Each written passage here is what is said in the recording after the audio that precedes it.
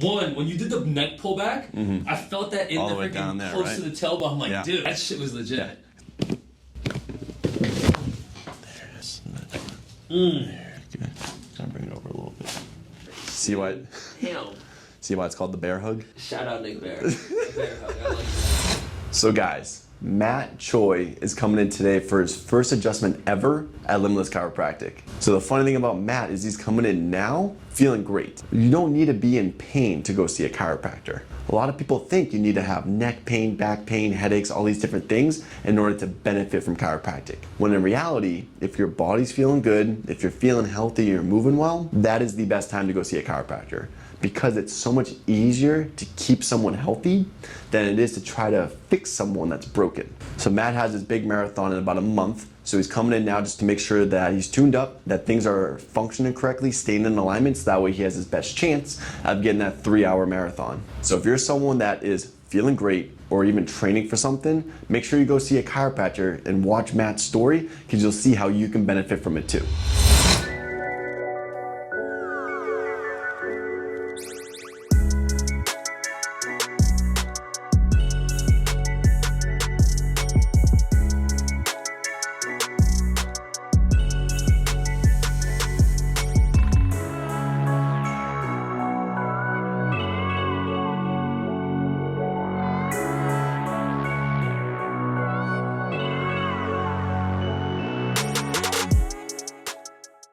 What's going on, guys? Dr. Scott here with Limitless Chiropractic in Austin, Texas. And today we're here with Matt. And this is Matt's first visit here in the office. He just moved here from Maryland, how long ago? 5 months ago? Had 5 months to kind of get acclimated to Austin, Texas. But I'll have him explain a little bit about what brings him in today, who he is, and what's going on. Yeah, so I mean, I'm an avid runner. Right now I'm trying to qualify for the Boston Marathon, so I'm trying to run a sub 3-hour marathon. Right now my body's feeling really good, but at times as athletes, we think that we're good all the time and like we're feeling good so you don't have to get maintenance done. But it's just like a car. That's how I see myself as a human. So getting connected with Doc here, it's like I wanted to make sure that I'm feeling good. My race is in 25 days. So I just want to get a quick maintenance check and then hopefully everything checks out, which would be a win. I was explaining this to Matt earlier, is a lot of people think they need to be in pain to then start doing something about it. When really, if you're feeling great, you're moving great, everything's looking good, just get yourself checked to make sure you stay like that. Because it's a lot easier to stay healthy than it is to get back to health. So what we're gonna do today is simply just see what's going on with Matt's body, see if there's any misalignments, simply correct those misalignments, and explain what we're doing as we're doing it, so we're getting them ready for Boston. So first things first, I always, 99% of the time, like to start off with just kind of feeling the spine and checking the pelvis, since this is your foundation. And you were saying that you've had like kind of on and off disc injuries or like some pain discomfort down here? Yes. Yeah, what was going on when that happened, and what kind of stuff did you do to help? It was a back squat. Oh, it was a squat. Okay, Yeah, it wasn't I deadlift. heard it squatting in the weight room, and then it just like kind of like triggered it. It just was obviously inflamed. What a lot of people don't know is that a lot of us right now are walking around with disc herniations. The only thing is some of them are symptomatic and some of them aren't. Yeah. So right now, yours is not symptomatic, which is great. So what we want to do is be able to check the pelvis and the low back to make sure that everything stays moving, just that way you're less likely to become symptomatic too. Let's see, did you run what, like 70 miles today? A quick 10. A quick 10? Okay, my man, it's about 10 more miles than I ran today. So right away, looking pretty even, slightly shorter on that right side. Fair. Let's see, and then looking even there. So when I go like this, any discomfort with that, or does that feel pretty good? That feels pretty good. Okay, nice. Does it actually feel like a pretty good stretch in your Stretch, quads? yeah, That's all right. Feels nice. So what I'm noticing when I'm pushing on the pelvis, which is made up of 3 bones, is that right here, it's nice and springy on this right side. This left side, a little bit more stuck. And then even in here, when we get to the lumbars, slightly rocked over and rotated left. Okay. So it's kind of like exaggerated. Everything's kind of like compressing over on this left side. So what we want to do is we want to try to open it back up to create more balance and allow less compression inside here. And even though I can't feel that, it's still present, obviously. Yeah. Exactly. And that's the thing, is when you start to feel enough bodies, enough spines, you start to notice those little increments that make it, imbalanced. Oh, yeah. I always like to describe it as, blind people can read Braille, just by rubbing their fingers against a bunch of little bumps. Yeah. And it's because they've done it enough times that they can actually see or feel the differences. Same thing with chiropractic is we can start to see the imbalances. Right. So what I'll have you do to start, let's have you lay on your side facing me. So with this position, what this does, it basically helps free up these 3 bones that make up the pelvis. Good, be right in the L5 area, which that's where the disc herniation was too. So I get right in there and then that low back just stays relaxed as I rock it over like this. Simple, right? Yeah. How would you describe that? I mean, it's funny because like normally people get that popping sensation. I just felt like I didn't get a pop as much, but it's like I could feel like it didn't hurt at all. Yeah. Almost like getting back into place. Yeah, it's just a simple little realignment. And even like the giant pops and cracks is literally like the joint moving that much. Yeah. It's just because there's so much pressure being built up that it makes a huge pop. Interesting. So maybe go to the other side for me. Good. I'm gonna bring your hips a little closer. So that last one was a push move, and this one's gonna be more of a pull. So I'm gonna be right here, and you can relax that low back. I'm just gonna rock it over this way. Nice. Good, just like that, and then helping to bring this spot down. Yes, sir. Pretty easy. Oh yeah. Yep, still looking real even. Nice and even.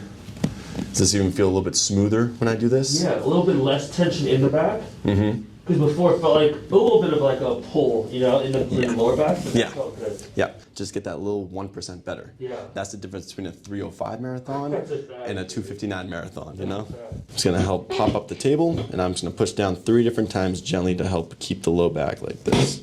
Right there, 1, 2,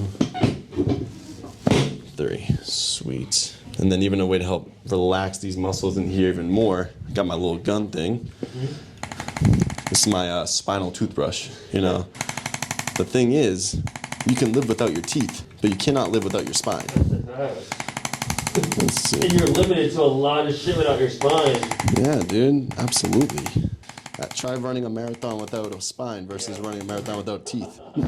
Sweet, so now that's looking good. Let's start to work our way up and see what else is going on. Because what a lot of people don't know is for a lot of runners, usually their main complaint tends to be their neck and shoulders up here. Right. And that's because as you're running, shoulders are going up. Do you ever tend to have more tightness or more discomfort on one side versus the other? And your arms. Yeah, like where like my arms are just because I guess I'm in that same motion where like a lot of the like blood flow is going to the arms where like I have to like shake my arms out almost. Really? Yeah, so like, I guess the tensing is happening in the arms, and honestly at times like because I lift still, like I'm not just like a runner that doesn't lift. Yeah. Like I guess the lactic acid just kind of sits there as well, where it's kind of getting more tense, Yeah. Is it almost like tingling and numbness in your hands or Not arms? Or? numbness. It's more just like kind of like when you feel like your arm is asleep. Kind of feels like that. Okay. Because like my motion is very simple, but it's keeping bent. Yeah. So then I just have to kind of like do Shake one it of these out. where it just like kind of release all of it. Got it. But also, if the nerves are being interfered with, you're not going to have that same sensation down. You're going to have more of like what you're describing, that like tingling or Fair. numbness or just feeling like it's asleep. Okay. Because I'm only doing 1% of the healing. Right. Your body's doing the other 99.9%. No. So right away when I come up here, and you can even see with using the camera, is that the left shoulder is maybe about 2 or 3 inches lower than the right. And then even in your neck too, when I look at the musculature right here, it's nice and flat and nice and easy. Over here, it's a lot more raised. So basically what's going on is everything on this right side is more tense. Fair. So what we're gonna do is figure out why. Yeah, so right there. So the funny thing is it's very similar to Nick Bear and a lot of other runners is right here. So what I'm gonna do is kind of just contact this spot, contact your head, bring them apart from each other and kind of just push down right in that direction. Okay. Yeah, and it's almost like you're looking all the way to that left side as I go like this. There it is. That one was nice, dog. Have you ever had that adjustment before? I don't think so. Nice, just like that. Good. Piece of cake, huh? How would you describe that? That one was nice. Yeah. It's Cool, so what I'll have you do is give yourself a nice big hug. Good, and get right in that center. Yeah. Good, and breath in. And all the way out as I kind of sink in. See why it's called the bear hug? Shout out Nick Bear. Bear hug. I like that. We decided that anterior dorsal, which is the real name of it, just doesn't sound cool enough. So the bear hug, or the Nick Bear hug, just makes it sound a lot cooler. It does, especially since we're in Austin. Yes. Got to. So now, here, kind of the upper left neck, right there. So for this one, I'm just gonna kind of pick up your head. I'm just gonna bring it over to the side and kind of push it back to where it needs to go. Oh, dude, that's perfect. I'm just gonna bring it over a little bit. Nice. Good. And then a little traction. Yes, sir. I felt that down the spine there. Yes, sir. You're already what, like 6'1", 6? How tall? 6'2". 6'2". Okay, well you're leaving here 6'3", so that's cool. So what we're gonna do is check all the different joints just to make sure things are moving correctly. So that way, especially when you're running, you just have more spring in your step. Yeah. Less. Basically, when your joints are moving correctly, there's gonna be easier weight distribution. So you're less likely to have like a pinpoint pain here or pinpoint pain there. So sometimes you hear popping and cracking, sometimes you don't. It's really just kind of getting that general movement. Yeah, mainly that heel. A little bit right there. So let's see, that and the calcaneus right there, the heel bone. So you stay right there. I'm just gonna bring this bone down a little bit. Nice. Good. Hell yeah. Sweet, so let's have you stand up and kind of walk around a little bit and let me know what you notice. Yeah, I mean, I just feel like one, my spine just feels like it's opened, but like, I definitely feel where like even in my lower back, because like that's the one area where it's just, it gets tight for me. Totally. But yeah, I mean, dude, it feels like it's open up right now. Yeah. And it's just like from head to toe. Yeah. One, when you did the neck pullback, I felt that in All the the way down freaking there, close right? to the tailbone. I'm like, Yeah. dude, that shit was legit. Yeah. So if you never have the opposite motion, things continue to get squished. So that's a way of helping to open up a little bit or decompress. That way things can start to move so much better. I want you to sit up as straight as you can, and I want you to actually kind of arch the low back. So it's like an exaggerated perfect posture. Okay. So by putting you in this opposite position of what you came in with, and then I just use a little gun thing like this, it just helps to teach your brain to stay in this alignment and to start having your posture look more like this. Interesting. Boom, just like that, first adjustment in months. For the people that are watching that are, feeling really good, or maybe they're training for something, what would you tell them about incorporating chiropractic in a part of their training routine? I think it's super, super important, not even just for the joints, but like, sometimes as people, like we have our own egos and you're like, I'm feeling good, I don't need to go see anyone, whether it's a chiropractor or a masseuse or whatever. But I think it's just be mindful of like, one, understanding your body. And if you don't understand it fully now, talking to docs where it's like, hey, they might be able to give you more insight. Even for me, as someone who's very aware of my body and what I put in it, what I put out, it's also important to learn and understand that you don't know everything. And sometimes one session or having a monthly check-in could be that session where you're just starting to gain more knowledge about your body and understanding what you need. But I would fully recommend it. Like, even if you're not in pain, like honestly, that's probably the best time to be in here, because if you're in pain, that's probably, look, it's not a win-win. So definitely, if you're not in pain, it's a good idea. Don't think that you're Superman. Yep. Get checked out. It's a lot easier to think about it this way. It's a lot easier to keep someone healthy than it is to get someone healthy. Hell yeah. So if you're doing well, go get yourself checked by a chiropractor, go do other different things to help keep you healthy, and we'll see you guys again next week. Take Matt's advice and cheer him on for Boston, right? Let's go. Let's go. I hope you enjoyed the video. If you want to see more, click the subscribe button below. And leave us a comment if you liked our videos, or if you even didn't like our videos, and also what you'd like us to do in the future. And we'll see you guys again next time here at Limitless Chiropractic in Austin, Texas.